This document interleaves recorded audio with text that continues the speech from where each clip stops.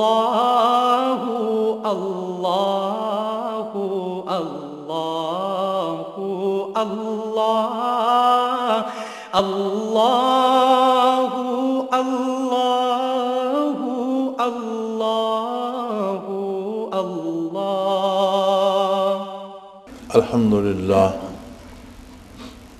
الحمدللہ رب العالمین والصلاة والسلام علی حبیبہ محمد وآلہ وصحبہ اعوذ باللہ من الشیطان الرجیم بسم اللہ الرحمن الرحیم وتعاونوا علی البر والتقوی ولا تعاونوا علی الاثم والعدوان اللہم سبحانک لا علم لنا الا ما علمتنا انک انت العلیم الحکیم مولایا صلی وسلم دائما ابدا علی حبیبک خیر الخلق کلہم۔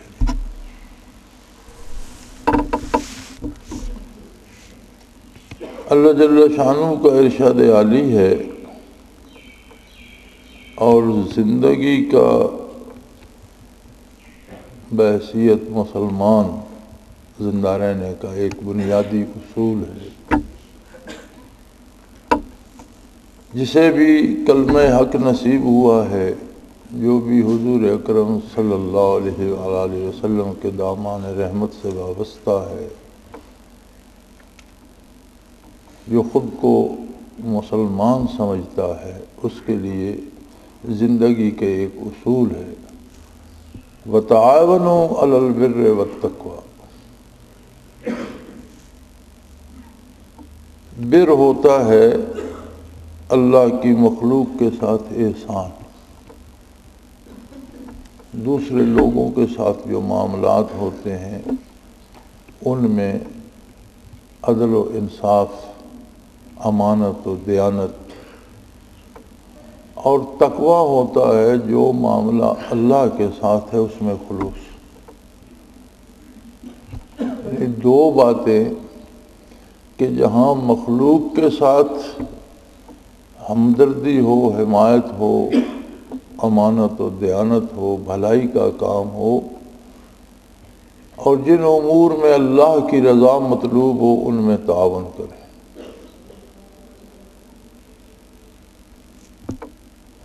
وَلَا تَعَاوَنُوا عَلَى الْإِثْمِ وَالْعُدْوَانِ، اور دو باتوں میں کبھی بھول کر بھی تعاون نہ کریں۔ ایک اسم بر کے مقابل آتا ہے، لوگوں کے ساتھ ناروا سلوک، غلط معاملات، لین دین میں بددیانتی، جھوٹ بولنا، دوسروں کے حقوق غصب کرنا، اپنے حق سے زیادہ لینا، یہ ساری چیزیں اسم میں آتی ہیں۔ معاملات جو مخلوق کے ساتھ ہیں ان میں اگر برائی ہو، یا عدوان احکام الہی سے بغاوت ہو، یہ تقوی کے مقابلے میں۔ وَلَا تَعَاوَنُوا، ہرگز اس میں ساتھ نہ دیں کسی کے۔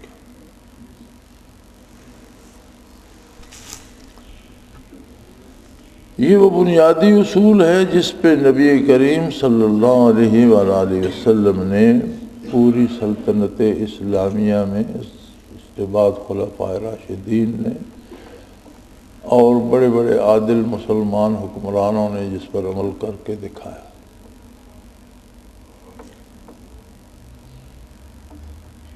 اللہ کے نبی جب مبعوث ہوتے ہیں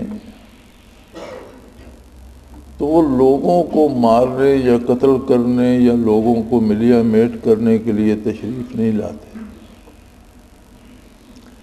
بلکہ نبی لوگوں کو اللہ کی طرف دعوت دینے کے لیے مبعوث ہوتا ہے، لوگوں کو زندگی سے آشنا کرنے کے لیے مبعوث۔ اگر لوگ مرتے ہیں تو وہ ان کی اپنی بدنصیبی ہے۔ فرعون اگر اپنی پوری قوم کو لے کر غرق ہو گیا تو یہ فیصلہ فرعون کا تھا۔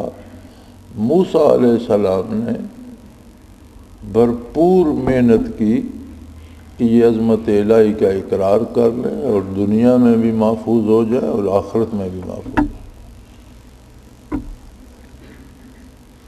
ہو۔ خود نبی رحمت صلی اللہ علیہ وآلہ وسلم کے ساتھ 13 سالہ مکی زندگی میں کون سا ظلم ہے جو روا نہیں رکھا گیا؟ صحابہ کرام کے ساتھ کون سی زیادتی ہے جو نہیں کی گئی؟ نبی علیہ الصلوۃ والسلام کا ارشاد عالی ہے جس کا مفہوم ہے کہ سب انبیاء پہ مصیبتیں آتی ہیں لیکن مجھ پر سب سے زیادہ تکلیفیں آئیں۔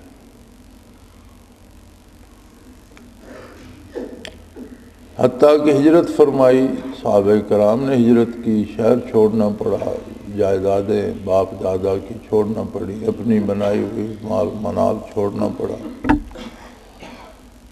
اور وہی مکہ مکرمہ 8 سال بعد فتح ہو گیا۔ 8 سال کو لمبا عرصہ تو نہیں تھا، وہی لوگ زندہ تھے، وہی آبادی موجود تھی۔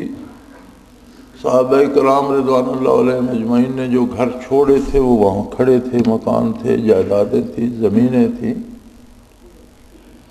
لیکن جب حضور بحیثیت فاتح بیت اللہ شریف میں کھڑے تھے تو آپ نے فرمایا انتم الطلقاء، جاؤ تم سب آزاد ہو۔ کوئی کسی سے انتقام نہیں لیا گیا، کسی کو قتل نہیں کیا گیا، کسی کو مارا نہیں گیا، بلکہ صحابہ کرام رضوان اللہ علیہم اجمعین میں سے کسی مہاجر نے اپنی جائیداد واپس نہیں لی، بلکہ مکہ مکرمہ میں اگر جاتے تھے تو نماز قصر پڑھتے تھے کہ ہم یہاں مسافر ہیں، جو کچھ ہم نے اللہ کی راہ میں چھوڑ دیا وہ چھوڑ دیا، ہمارا اس کے ساتھ کوئی تعلق نہیں۔ حضور صلی اللہ علیہ وسلم نے بھی مکہ میں قصر نماز پڑھی اور صحابہ کرام نے بھی قصر پڑھی۔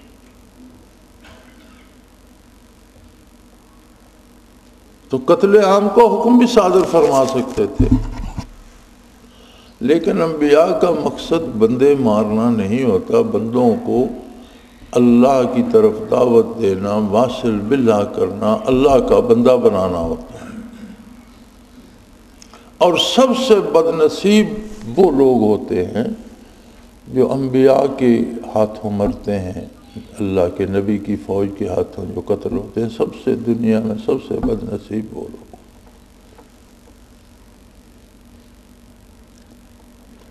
علماء کرام فرماتے ہیں کہ مکہ مکرمہ میں ایک شخص تھا، اس نے نبی علیہ الصلوۃ والسلام سے کسی دن کہا کہ میں نے ایک گھوڑے کا بچہ رکھا ہوا ہے اور اسے میں مکی کے دانے کھلاتا ہوں، بہت تنومند اور طاقتور اور موٹا تازہ گھوڑا بنے گا اور اس پر سوار ہو کر میں آپ کو قتل کروں۔ حضور صلی اللہ علیہ وسلم نے فرمایا کہ تو میرے ہاتھوں واصل جہنم ہوگا۔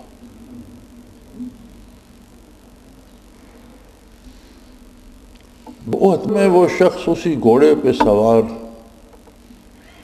جنگ میں شامل ہوا اور حضور صلی اللہ علیہ وسلم پر حملہ آور ہوا۔ آپ نے بھی اس پر نیزہ پھینکا، اس نے خود پہنا ہوا تھا اور کڑیاں تھیں نیچے تک، تو کسی کڑی میں آپ کا نیزہ مبارک لگا اور اس طرح گردن پر جریٹ سی آ گئی اسے۔ گھوڑے سے بھی گر گیا اور تڑپ رہا تھا، چلا رہا تھا، اٹھا کر وہ لے گئے، وہ چیخ چلا رہا تھا، خیمے میں جا کر کسی نے کپڑا لپیٹ دیا، پھر شکست ہوئی۔ تو جب مشرکین بھاگے تو تعاقب بھی کیا صحابہ کرام نے، 6-7 میل تک تعاقب کیا۔ جب فارغ ہوئے تو وہ چلا رہا تھا، شور کر رہا تھا، تو کسی نے کہا یار اس کا زخم تو دیکھو کتنا خطرناک ہے اور اس پر کوئی دوائی لگاؤ، کوئی مرہم وغیرہ لگاؤ۔ تو جب انہوں نے وہ کپڑا گردن کے گرد سے کھولا تو وہاں تو ایک ہلکی سی جریٹ پڑی ہوئی تھی کھال پر اور ایک سرخ لائن بنی ہوئی تھی۔ تو انہوں نے کہا تو مجھے لگا تو ہے کچھ نہیں۔ اس نے کہا میں یہ سمجھتا ہوں کہ جہاں جو یہ آپ کہہ رہے صرف لکیریں، میں یہ دیکھ رہا ہوں کہ اس میں تو آگ بھر گئی ہے اور مجھے اس نے تڑپا کے رکھ دیا اور میں اسی سے مر جاؤں گا۔ کہ یہ تو زخم ایسا نہیں ہے کہ تم مر جاؤ، اس نے زخم تو ایسا نہیں ہے، لیکن اس ہستی نے مجھے فرمایا تھا کہ تو میرے ہاتھوں قتل ہوگا۔ ان کی بات کبھی غلط نہیں ہوتی، اور مکہ پہنچنے سے پہلے واصل جہنم ہو گیا۔ علماء حق لکھتے ہیں کہ وہ شخص سب سے بد نصیب تھا، سب سے بدقسمت تھا جو محمد الرسول اللہ رحمت للعالمین کے ہاتھوں قتل ہوا۔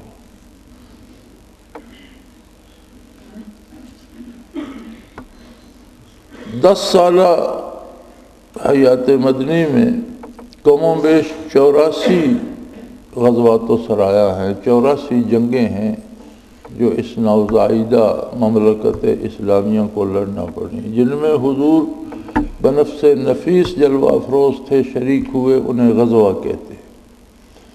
اور جن کی کمانڈ تو حضور کے پاس تھی، لیکن اپنا قائم مقام کسی کو بنا کر، حاکم بنا کر، سالار بنا کر کسی دوسرے کو بھیجا، اسے سریہ کہتے ہیں۔ یہ 14 حکومتی جنگیں تھیں، حکومتیں حکومتوں سے لڑ رہی تھیں۔ 84 جب ان کے مقتولین کی تعداد پہ نظر جائے تو غالباً، اگر مجھے صحیح یاد ہے، تو کفار مقتولین کی تعداد شاید 1400 کے قریب ہے 84 جنگوں میں، اور مسلمان شہداء کی تعداد 300 یا 300 سے کچھ کم ہے۔ یہ جہاد تھے۔ جہاد کا معنی ہوتا ہے ظلم و زیادتی کو روکنا اور عدل و انصاف کو قائم کرنا۔ جہاد کا معنی بندے قتل کرنا نہیں ہے۔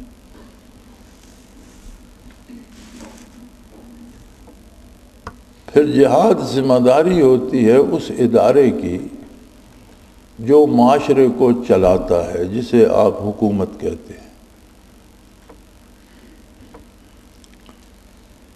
یہ جہاد نہیں ہوتا کہ ہر بندہ اٹھ کر جہاد کا اعلان کر دے اور 10 نوجوانوں کی ٹولیاں بنا کر بھیجتا رہے اور لوگ سڑکوں پہ قتل ہوتے رہیں، اور مسلمانوں پر ہی جہاد کرتے رہیں اور اپنے ہی لوگوں کو قتل کرتے رہیں، اور دکانداروں کو قتل کرتے رہو، خریداروں کو قتل کرتے رہو۔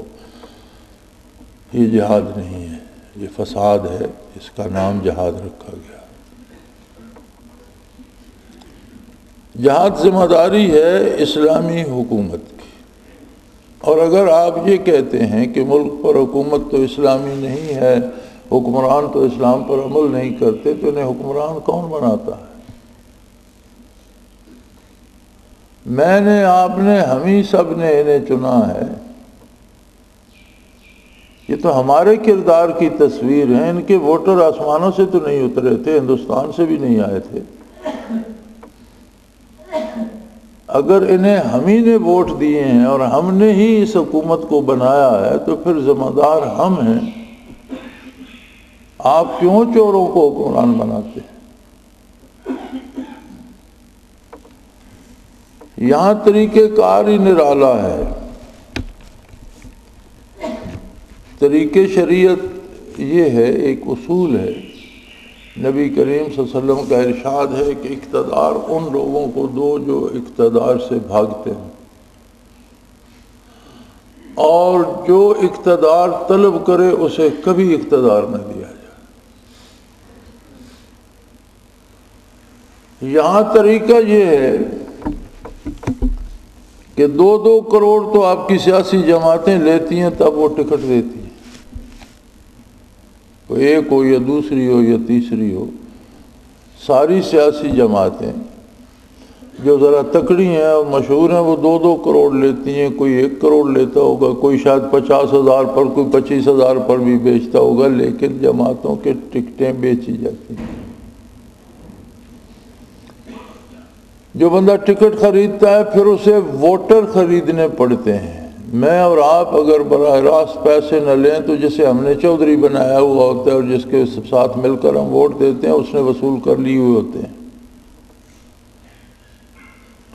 اگر 2 کروڑ کا کسی نے ٹکٹ خریدا ہے تو 4 کروڑ اسے الیکشن جیتنے کے لیے چاہیے۔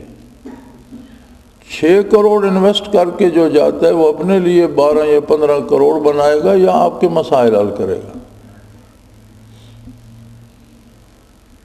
یہ تو ایک بزنس بن گئی ہے، ایک تجارت ہے، لوگ اس میں پیسہ لگاتے ہیں اور پیسہ بناتے ہیں۔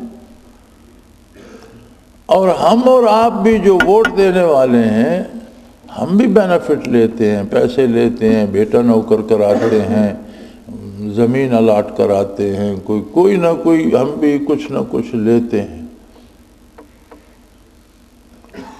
تو پھر ان سے امیدیں وابستہ کرنے کا کیا مطلب ہے؟ آپ نے ووٹ دینے سے پہلے اپنی اجرت لے لی، بات ختم ہو گئی۔ تو اگر جہاد کرنا ہے تو آپ اس برائی کے خلاف جہاد کریں، لیکن سب سے پہلے اپنا رویہ درست کریں۔ بی بی بچہ لے کر آئی اور اس نے گڑ بہت کھاتا ہے اور بیمار ہو جاتا ہے اور باز نہیں آتا، تو اسے منع فرما دیجئے یا دم فرما دیجئے۔ تو آپ فرمایا بی بی اسے کل لے آنا۔ وہ دوسرے دن آئی تو فرما دیا کہ بھئی کم کھایا کرو۔ اس نے یہی ایک چھوٹا سا جملہ فرمانا تھا اور انشاءاللہ یہ اب سے کم کر دے گا، وہی ہو جائے گا جو آپ نے ارشاد فرمایا، اللہ ویسا ہی کر دے گا۔ تو یہ جملہ آپ نے کل ہی کیوں نہیں ارشاد فرمایا؟ فرمایا بی بی کل میں نے بھی اس وقت گڑ کھایا ہوا تھا جب تم آئی تھی، تو مجھے اچھا نہیں لگا کہ میں نے خود تو کھا رکھا ہے اور اسے میں منع کروں۔ جو کام آپ چاہتے ہیں کہ حکومت کرے یا ملک کرے یا سلطنت کرے یا ریاست کرے یا دوسرے لوگ کریں، وہ کام پہلے خود تو کریں۔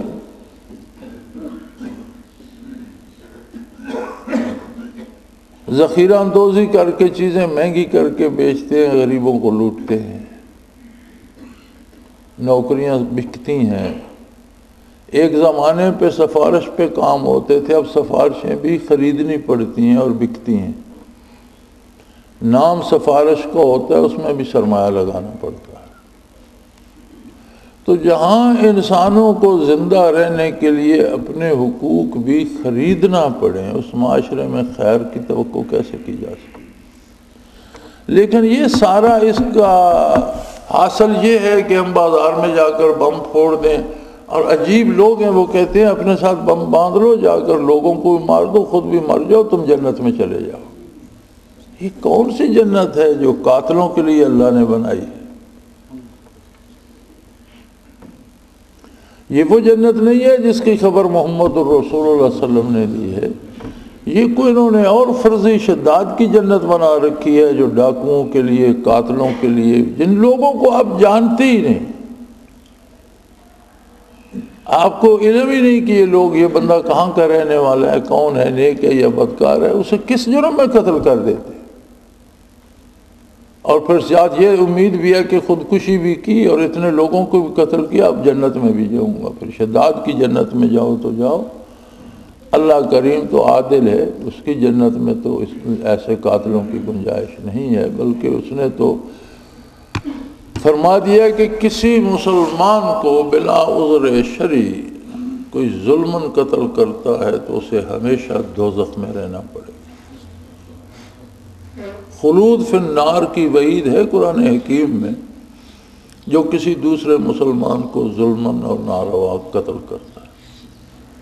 تو اب ایک شخص کسی کو جانتا ہی نہیں، اس کے لیے اس کا قتل کیسے جائز ہو گیا؟ ہر معاشرے کے قوانین ہوتے ہیں، اور خود اسلامی ریاست میں بھی، عہد رسالت مآب صلی اللہ علیہ وسلم میں بھی، اور آج بھی ایک آدمی کو آپ دیکھتے ہیں کہ اس نے قتل کیا ہے تو وہ آدمی واجب القتل ہے، اس نے بندہ قتل کیا، لیکن اسے آپ قتل نہیں کر سکتے، آپ شہادت اس کے خلاف دے سکتے ہیں کہ اس نے قتل کیا ہے۔ جو انصاف فراہم کرنے کا ادارہ ہے، عدالت ہے، وہ اسے سزائے موت دے گی۔ اگر آپ اسے قتل کر دیں تو پھر آپ اس کے قتل میں گرفتار ہو جائیں گے، آپ بھی قاتل ہو جائیں گے۔ تو یہ ہزاروں لاکھوں لوگوں کے قتل کے فیصلے کون صادر کر رہا ہے؟ کون اجازت دے رہا ہے؟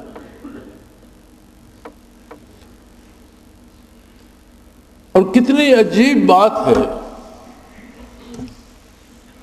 سلطان صلاح الدین ایوبی رحمۃ اللہ تعالی علیہ نے اپنے بادشاہ کا، جن کے وہ جرنیل تھے، یہ ارادہ پورا کرنے کے ٹھان لی کہ بیت المقدس کو عیسائیوں سے آزاد کرایا جائے گا، اور زندگی بھر جہاد میں گزری ان کی، بادشاہ کے ہوتے ہوئے بھی اور بادشاہ کے بعد بھی۔ بیت المقدس پر ایک جنگ ہوئی، معروف جنگ ہے تاریخ کی، جس میں برطانیہ تک، کنگ رچرڈ تک، برطانیہ تک عیسائی فوجیں اور سارے مڈل ایسٹ سے اور ساری دنیا سے عیسائی جمع ہوئے تھے، لیکن وہاں تک پہنچنے تک سلطان کو ہزاروں جنگیں ان نام نہاد مسلمانوں کے ساتھ لڑنا پڑیں، جنہیں عیسائی ابھار کر اور پیسے دے کر اور رشوتیں دے کر سلطان کے مقابلے میں کھڑا کر دیتے۔ وہ جنگیں شاید ان کی تعداد بہت زیادہ ہے۔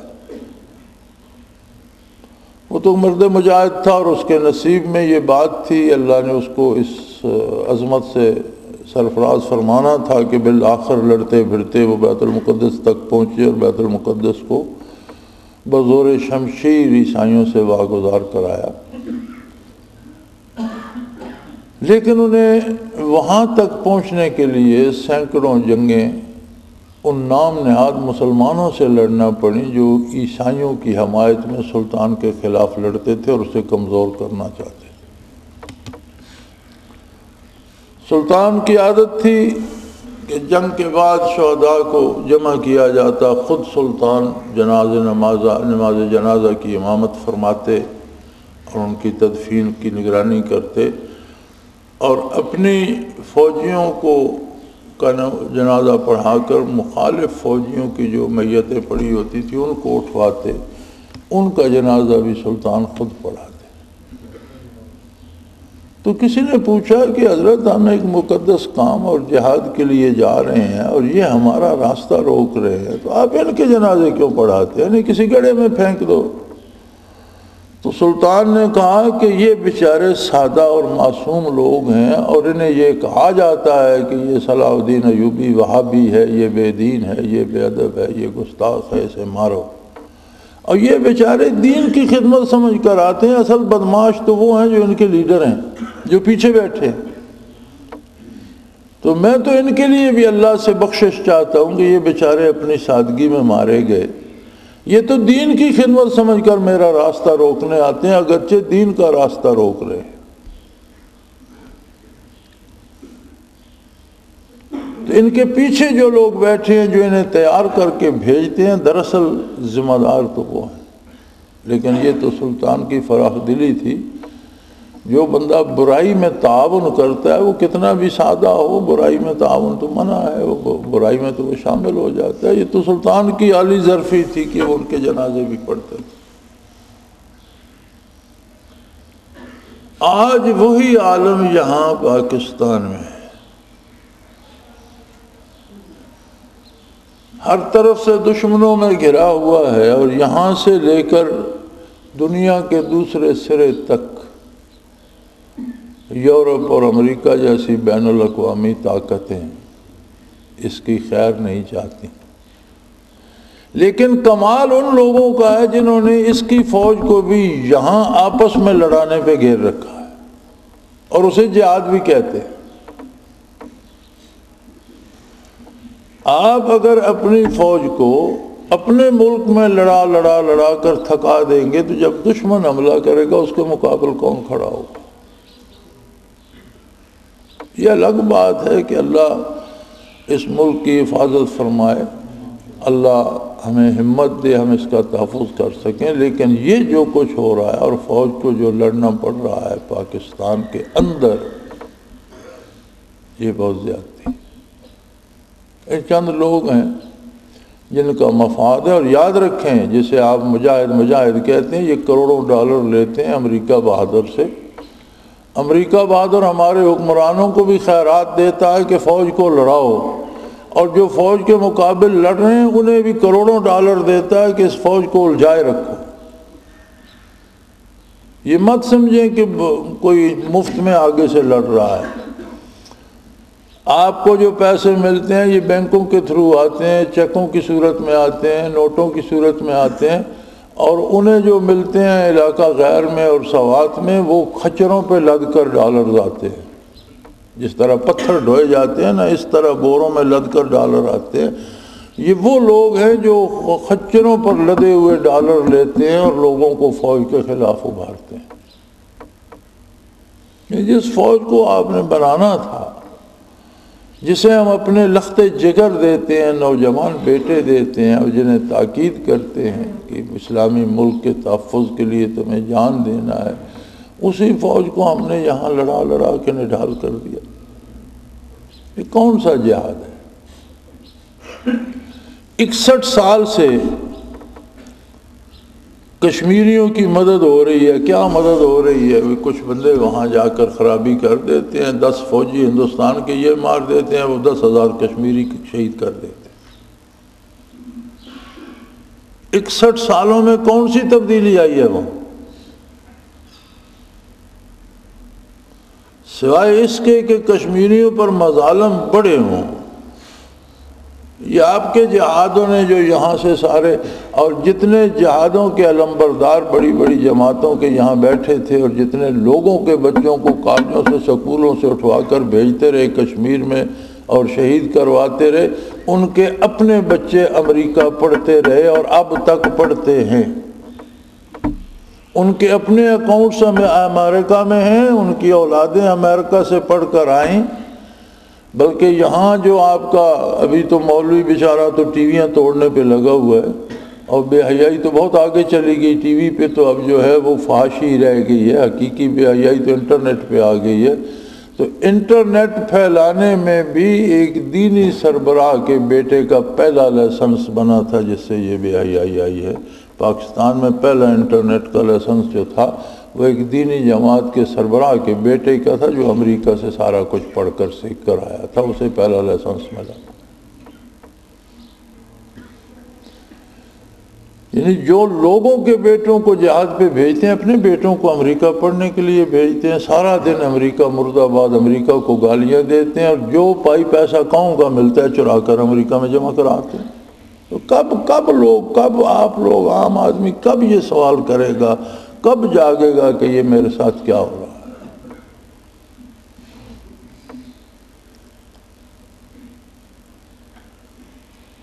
ہماری کبھی بھی کسی حکومت سے بنی نہیں،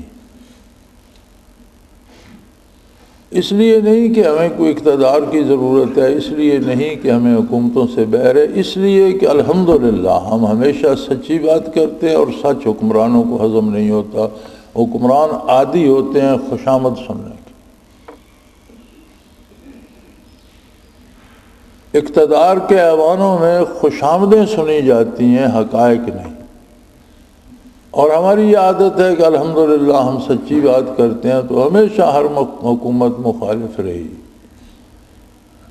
مشرف کی فوجی حکومت نے تو بڑے زور لگائے، لیکن اللہ کا شکر ہے ہمارا تو کچھ بھی نہیں بگڑا، اور نہ ہم اپنے مسلک سے ہٹے ہیں، نہ بات کرنے سے باز آئے ہیں، نہ کوئی ہمارا کچھ بگاڑ سکتا، اور نہ آئندہ کوئی بگاڑ سکے گا، اس لیے کہ ہم خلوص کے ساتھ اللہ کا کام کرتے ہیں، ہماری حفاظت وہ خود فرماتا ہے۔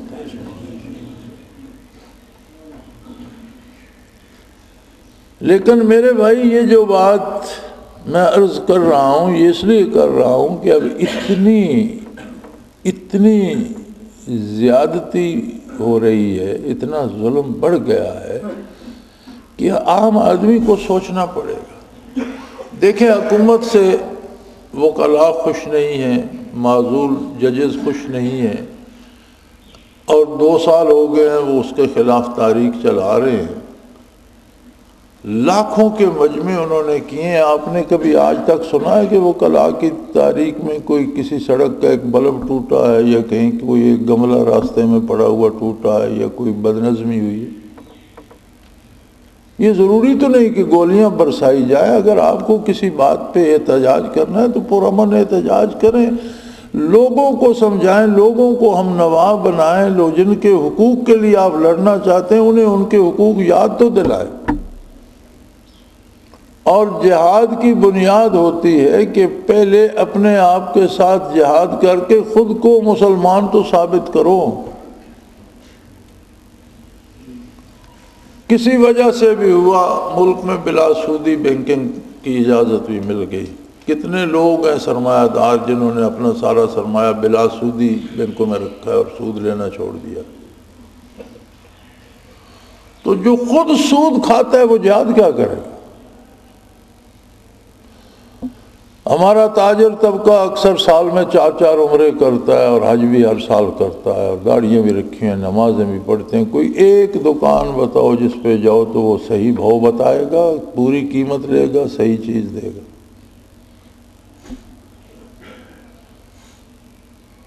تو پھر یہ حج عمرے تو سیر سپاٹا تو ہو سکتا ہے، یہ اللہ کی عبادت تو نہیں. جو عملی زندگی ہے کتنے لوگوں پہ اعتبار کیا جا سکتا ہے؟ تو اگر پورے ملک میں کوئی بندہ ایسا نہیں ملتا جس پہ اعتماد کرو اور وہ دھوکہ نہ دے تو یہ لوگ کس کے ساتھ جہاد کریں گے؟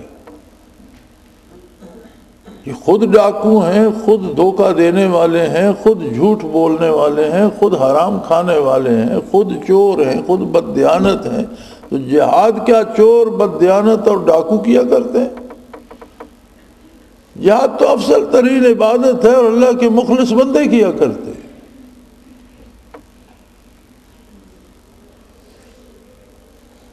اب کل بڑا مار کا مارا کسی نے کہ میاں والی سے خوشاب روڈ پر پولیس کی چوکی تھی، 8-10 پولیس کے ملازم تھے، اسے اڑا دیا بم سے، سارے مارے گئے. وہ کیا ظلم کر رہے تھے؟ سڑک پر بیٹھے تھے لوگ، رات کو سفر کرتے ہیں، چوروں ڈاکوؤں سے محفوظ تھے. اب یہاں ہمارے ساتھ ایک پولیس چوکی بنی ہوئی ہے. چلو پہلے جب آوارہ گردی ہوتی تھی لوگ بسیں روک کر لوٹ لیتے تھے، وہ اس میں کچھ افاقہ ہو گیا. اب انہیں رات کو بم سے اڑا دو تو کیا جہاد ہو جائے گا؟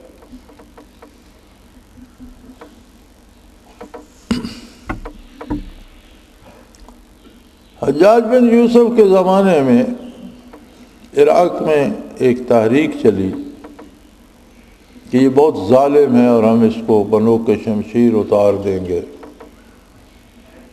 گورنر تھا عراق کا.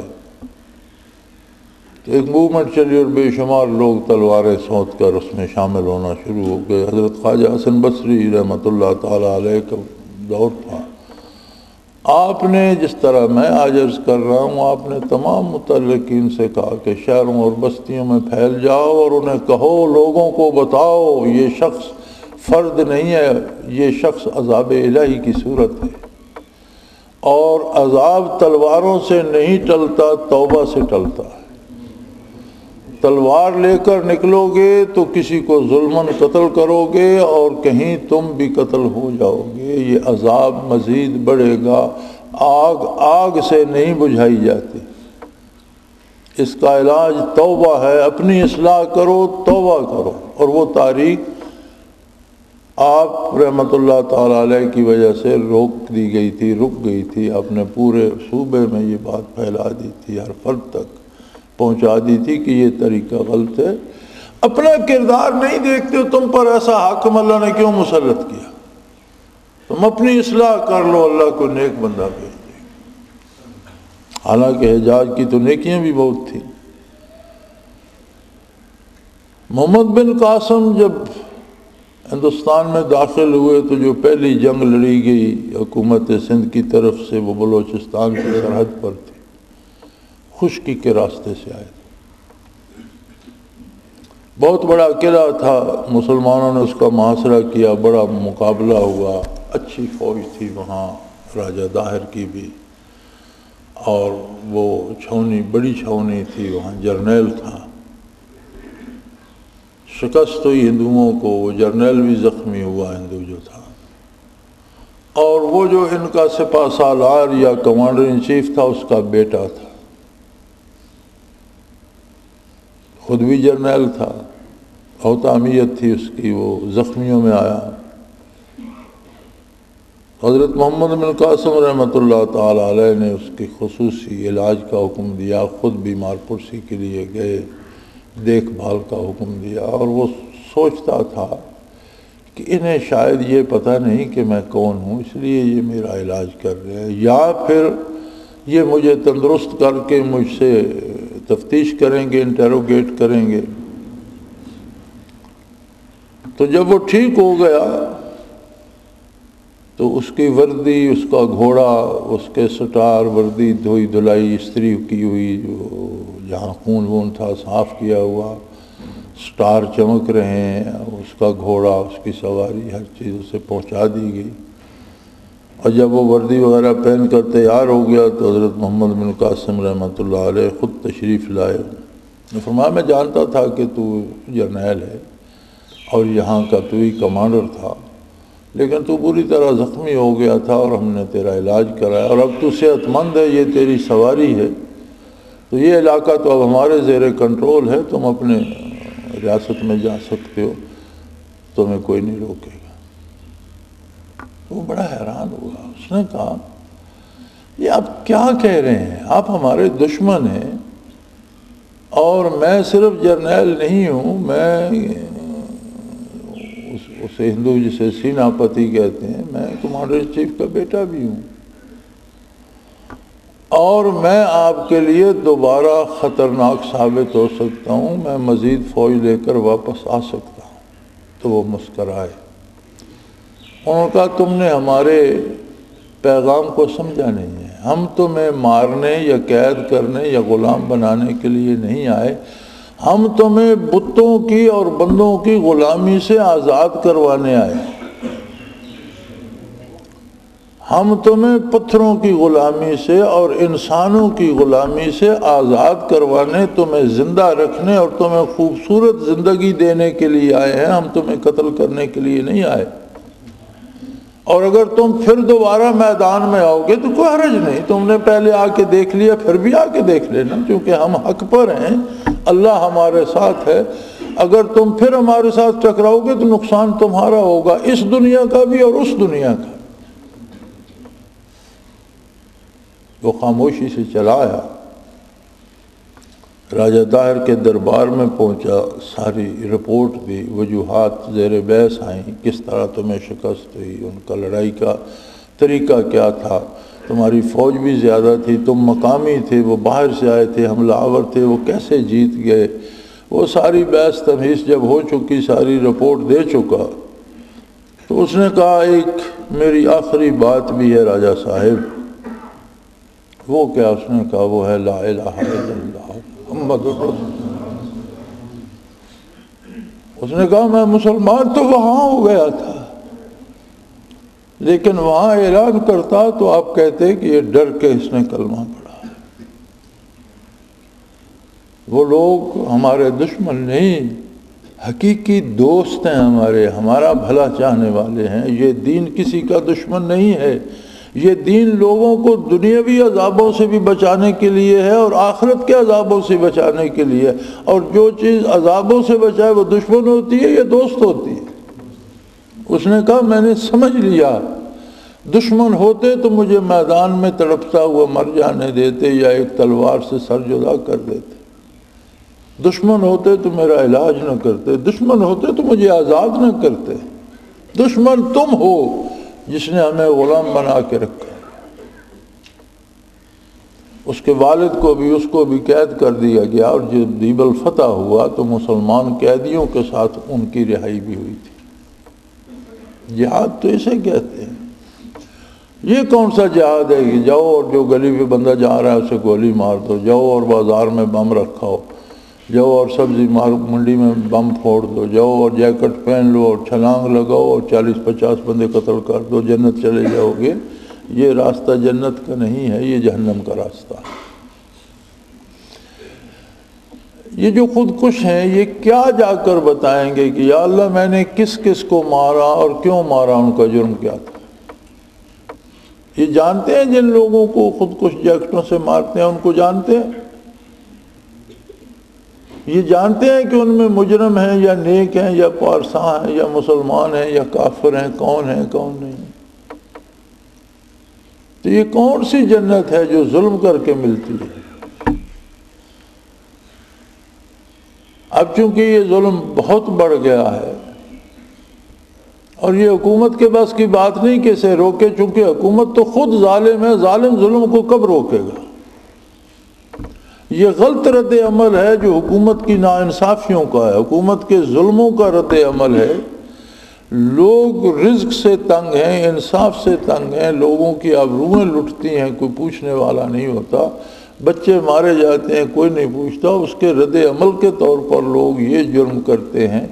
لیکن یہ رد عمل صحیح نہیں ہے، لوگوں کو بھی سمجھایا جائے اور حکمرانوں کو بھی ظلم سے روکا جائے، لیکن پرامن طریقے سے۔ آپ دیکھیے یورپ میں، امریکہ میں، ویسٹ میں آپ کوئی دکان کھولتے ہیں تو وہاں جہاں آپ دوسرے آئٹم رکھیں گے، آپ کو شراب بھی رکھنا ہوگی، آپ کو خنزیر بھی رکھنا ہوگا، یعنی ساری چیزیں جو ضرورت کی ہیں وہ رکھنی پڑیں گی، قانون ہے۔ یہاں یہ تو نہیں ہے کہ حرام بھی بیچو تب دکان کھولو، کوئی ایسی کوئی پابندی نہیں، لیکن ہم حلال کو حرام طریقے سے بیچ لیتے ہیں، چینی میں ملاوٹ کر دیتے ہیں، گھی میں آمیزش کر دیتے ہیں، ناقص چیزیں لے آتے ہیں، ریٹ مہنگا کر لیتے ہیں، مال قیمت پوری لے لیتے ہیں، مال تھوڑا تول کر دیتے ہیں، کانٹا خراب کر لیا ہوتا ہے۔ پیٹرول پمپ پہ جاؤ تو اس کے وہ ہند سے انہوں نے تیز کیے ہوتے ہیں، 10 لیٹر پیٹرول ڈالتے ہیں اور اس پہ 15 آ جاتا ہے، قیمت 15 کی لے لیتے ہیں۔ یعنی یہاں آپ کو حکومت برائی پہ مجبور نہیں کرتی، لیکن میں یہ سمجھتا ہوں کہ ہم میں سے ہر ایک دنیا کے لالچ کے لیے برائی پہ کمر بستہ ہے، پیسے لینے کے چکر میں حلال حرام، جائز ناجائز، اقتدار، وقار، سیاست، ہر چیز بک رہی ہے۔ اور اب تو انصاف بھی بک رہا ہے، لوگ عدالتوں سے فیصلے خرید کے لے آتے ہیں، اور خریدو نہیں تو آپ کے خلاف جاتا ہے۔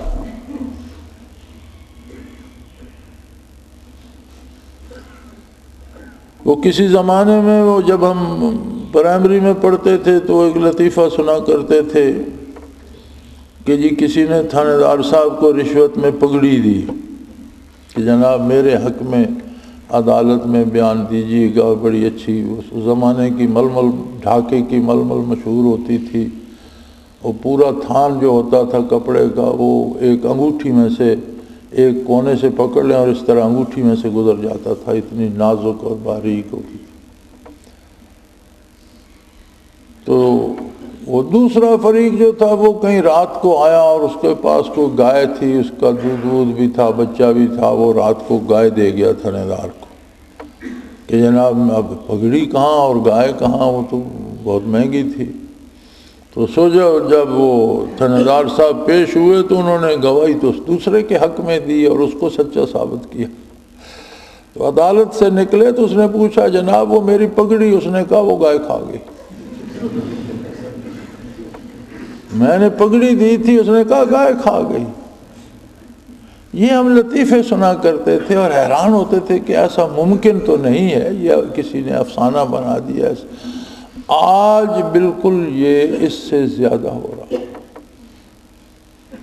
لیکن کیا بندے قتل کرنے سے یہ رک جائے گا؟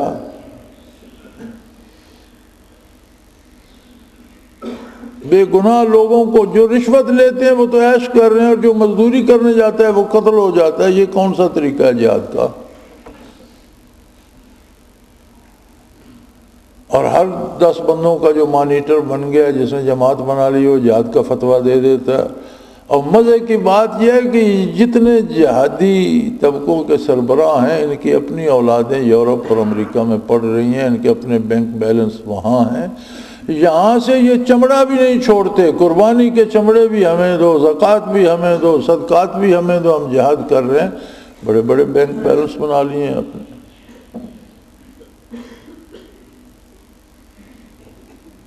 تو میرے بھائی دین نام ہے دنیا میں اللہ اللہ کے رسول کی اطاعت میں زندگی بسر کرنے کا، اور جہاد نام ہے اللہ کے دین پر لوگوں کو عمل پیرا ہونے کی محنت کرنے کا۔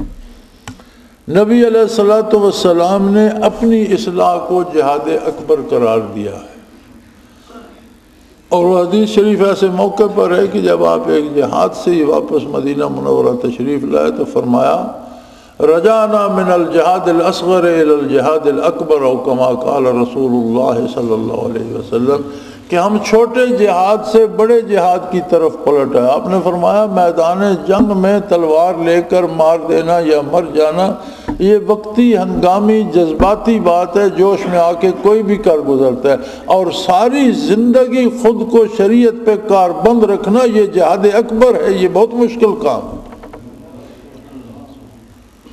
آپ صلی اللہ علیہ وسلم نے فرمایا کہ یہ جہاد اکبر ہے،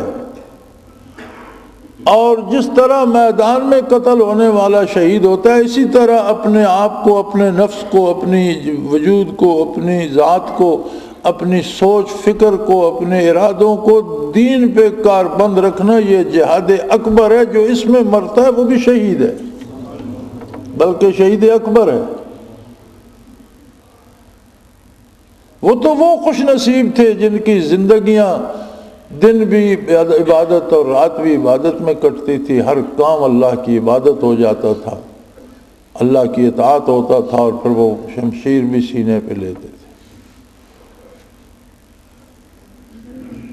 آپ کیا سمجھتے ہیں کہ حضرت خالد بن ولید جنہیں رسول اللہ صلی اللہ علیہ وسلم نے سیف اللہ کا لقب دیا تھا کہ یہ اللہ کی تلوار ہے، 128 جنگوں میں انہوں نے حصہ لیا، 128 جنگوں میں حصہ لیا زندگی میں، اور کسی جنگ میں انہیں شکست نہیں ہوئی۔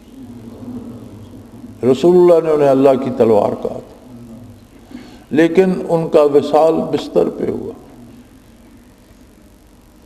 جسم کا کوئی حصہ ایسا نہیں تھا جہاں تیر، تلوار، خنجر، نیزے کا زخم نہ ہو، کوئی انچ بچا ہوا نہیں تھا، لیکن میدان میں شہادت ان کی قسمت میں نہیں تھی، اور موت کے وقت کہتے تھے کہ کمال ہے یا اللہ، میں نے تو ساری عمر یہ جان تیروں اور تلواروں کے سامنے رکھی، لیکن میری موت بستر میں مقدر تھی۔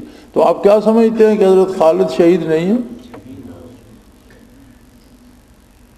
کیا کوئی یہ سوچ سکتا ہے کہ وہ شہید نہیں ہے؟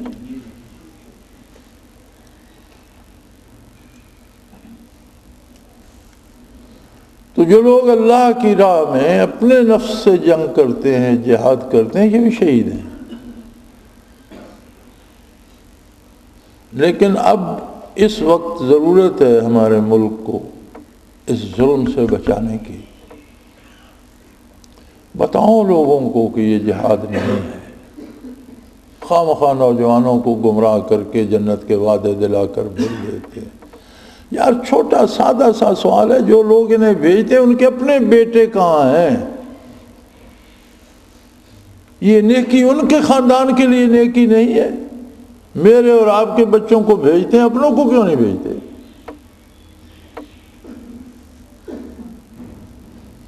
حکومت کا کوئی کام اچھا نہیں ہے تو آپ اس کے خلاف احتجاج کریں۔ ادھر تو سارے ہم ساتھ ہو جاتے ہیں، رشوتیں چلتی ہیں تو ہم سارے رشوت دے کے اپنا کام کراتے ہیں۔ کہاں ہم کہتے ہیں کہ یہ رشوت بند کی جائے؟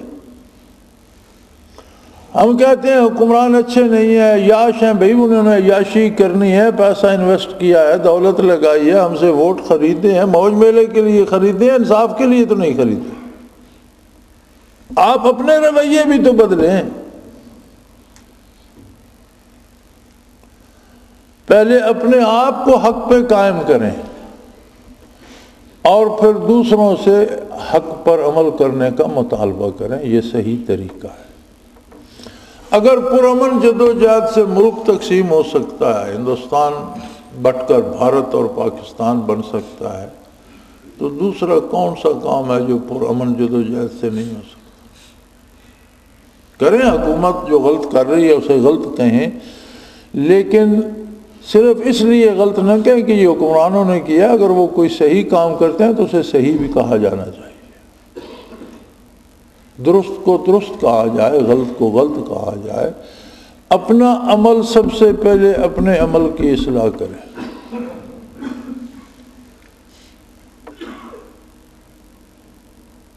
مجھ پر اللہ کریم کا احسان ہے، میں لیٹ 50s سے انکم ٹیکس ادا کرتا ہوں، 50 سے 60 سال سے میں نے اپنے آپ کو ٹیکس سے محروم رکھا ہے۔ 50 سے 60 سال سے میں نے اپنے آپ کو ٹیکس سے محروم رکھا ہے۔ 50 سے 60 سال سے میں نے اپنے آپ کو ٹیکس سے محروم رکھا ہے۔ مجھ پر اللہ کریم کا احسان ہے، میں لیٹ 50s سے انکم ٹیکس ادا کرتا ہوں، کول مائننگ کا بزنس میرا اس وقت سے ہے، الحمدللہ اللہ نے پیسے بھی بڑے دیے ہیں۔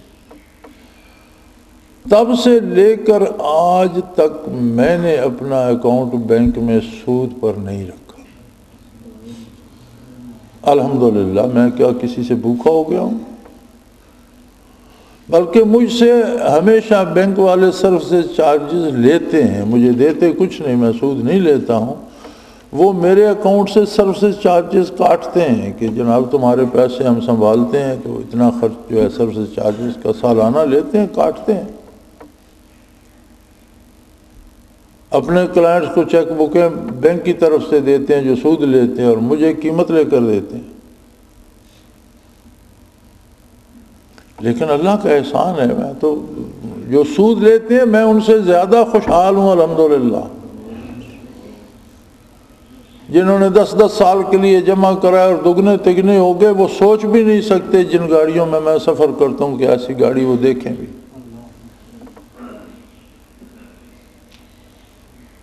تو کیا پایا انہوں نے سود سے؟ اور سود نہ لے کر میرا کیا بگڑا؟ لیکن کوئی کرے بھی تو صحیح، خود تو عمل کریں۔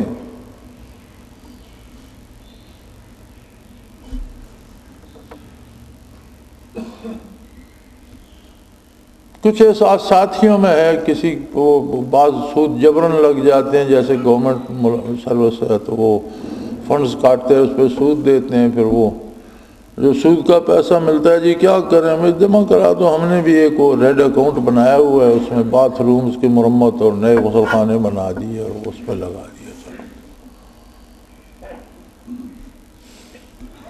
شہر میں کوئی آپ کے محلے میں نالی ہے گندے پانی کی، وہ بنوا دیں، اس پہ خرچ کا اجتماعی کام جو کسی فرد کا نہ ہو، اجتماعی ہو، اور اس طرح کا کام ہو جہاں کسی نے مسجد نماز نہیں پڑھنی یا کوئی پاک کام نہیں کرنا یا کھانا نہیں کسی نے اسے، جیسے رستہ بنوا دیا یا نالی بنوا دی یا باتھ رومز بنوا دیے جو کمیونٹی باتھ رومز ہوتے ہیں۔ تو کچھ ساتھی وہ ریڈ منی اس کا نام ہم نے رکھا، اس کا اکاؤنٹ ہوتا ہے ریڈ منی اکاؤنٹ، تو ہم باتھ روم اس پہ لگا دیتے ہیں۔ تو اب تو ایک اور بات بڑی مزے کی نکل آئی ہے، یہ جو ظلماً رشوت دینا پڑتی ہے، اس میں رشوت میں دے دیا، انہوں نے تو ویسے بھی حرام ہی کھانا ہے۔ کیونکہ رشوت کا مسئلہ یہ ہے کہ آپ اگر جو آپ کا حق نہیں بنتا وہ پیسے دے کر لیتے ہیں تو آپ بھی جہنمی، رشوت لینے والا بھی دینے والا۔ لیکن ایک چیز آپ کا حق بنتی ہے، اب دوسرا جو حاکم ہے یا عدالت ہے یا افسر ہے وہ نہیں دیتا جب تک آپ پیسے نہ دیں۔ اب جو آپ کا حق بنتا ہے وہ 10 لاکھ کا ہے، وہ 10,000 مانگ رہا ہے، تو فرمایا 10,000 اسے دے کر اپنا 9,90,000 تو بچا لو۔ یہ جو رشوت وہ لیتا ہے یہ ڈاکہ ہے، وہ جیسے ڈاکو راستے میں لوٹ لیتا ہے، اسے ڈاکہ کہا جائے گا، یہ رشوت نہیں ہوگی۔ تو ڈاکوؤں کو دے دو، لیکن خدا کے لیے سود کا ایک پیسہ بھی اپنے جسم پہ مت لگنے دو، کہ جو ذرا گوشت کا حرام سے بنے گا وہ دوزخ میں جلے گا، وہ جنت میں نہیں جائے گا۔ اور یہ جو رواج ہو گیا خودکشی کا اور گھر گھر قتل و غارت کا اور فوج اور حکومت کی چوکیاں اڑانے کا، خدا کے لیے یہ بھی جہاد ہے، لوگوں کو سمجھاؤ، بتاؤ کہ یہ طریقہ صحیح نہیں ہے۔ اور جنہیں جہاد کا شوق ہے انشاءاللہ بہت جلد وقت آ رہا ہے، صلاح الدین ایوبی رحمۃ اللہ علیہ کی طرح بیت المقدس سامنے ہے، ان صحراؤں میں نہ مارے جاؤ۔ غزوۃ الہند ہوگا، چونکہ یہ نبی کریم صلی اللہ علیہ وسلم کا ارشاد ہے، یہی میدان کارزار بنے گا، دنیا کفر ایک طرف ہوگی اور مسلمان مجاہدین ایک طرف ہوں گے، فتح مسلمانوں کو ہوگی، برِ صغیر پاکستان بنے گا، یہ پورا برِ صغیر اسلامی ریاست بنے گا اور پوری دنیا میں یہاں سے اسلام پھیلے گا۔ میں تو یہ دعا کرتا ہوں کہ اللہ ہماری زندگی میں ہو اور ہمیں اتنی صحت و عافیت دے کہ ہم اس میں شہید ہو سکیں، اس میں حصہ لے سکیں۔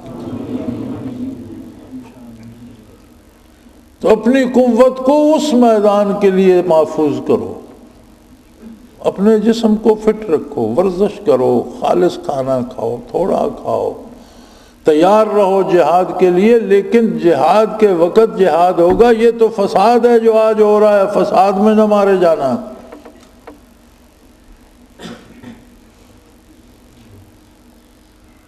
ہمیں نہ حکومت سے دوستی ہے نہ دشمنی۔ ہم جو بات کرتے ہیں الحمدللہ الحمدللہ الحمدللہ، وہ بات کرتے ہیں جس کے کرنے کا حکم اللہ نے دیا ہے، جس کا حکم رسول اللہ صلی اللہ علیہ وسلم نے دیا، اور اللہ و اللہ کے رسول کی خوشنودی کے لیے کرتے ہیں الحمدللہ۔ میں تقریروں کی تیاریاں نہیں کیا کرتا، اس لیے کہ مجھے خود بھی نہیں پتہ ہوتا کہ مجھے تقریر کیا کرنی ہے۔ جو توفیق ملتی جاتی ہے وہ میں کہتا جاتا ہوں۔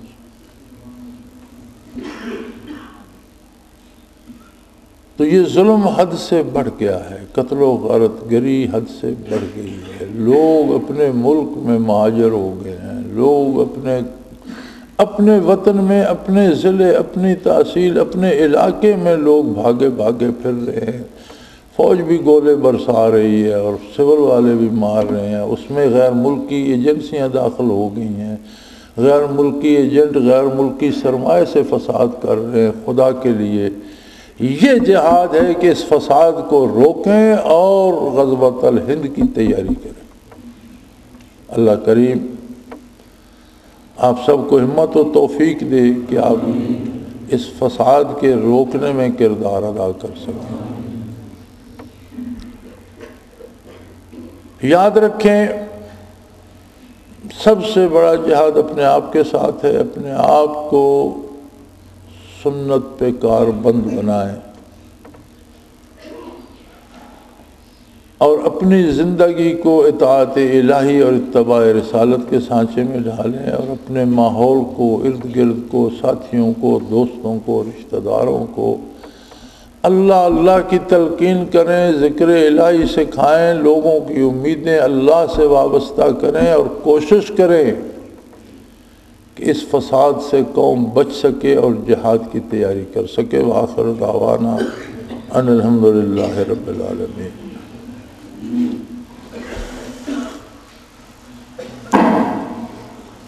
الحمدللہ رب العالمین والصلاة والسلام علی حبیبہ محمد۔ اللہم ربنا لا تقتلنا بغضبک ولا تہلکنا بعذابک واعف عنا قبل ذلک۔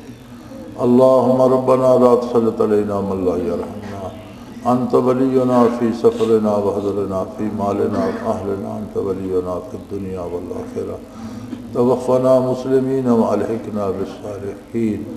اللہم انصر الاسلام والمسلمین، اللہم اید الاسلام والمسلمین، اللہم اعز الاسلام والمسلمین انک علی کل شیء قدیر۔ اللہم ربنا سلنا امورنا کلہا فی دیننا و دنیانا، اللہم رب یسر رب یسر رب یسر ولا تعسر وتمم بالخیر۔ اللہم ربنا نور قلوبنا بنور المعرفۃ والایمان، اللہم ربنا ارزقنا اتباع نبیک صلی اللہ علیہ وسلم واتباع خلفاء الراشدین المہدیین۔ اللہم ربنا لا تؤاخذنا ان نسینا واخطأنا، ربنا ولا تحمل علینا اصرا کما حملته علی الذین من قبلنا، ربنا ولا تحملنا ما لا طاقة لنا به، واعف عنا واغفر لنا وارحمنا، انت مولانا فانصرنا علی القوم الکافرین۔ وصلی اللہ تعالی علی حبیبہ محمد برحمتک یا رب۔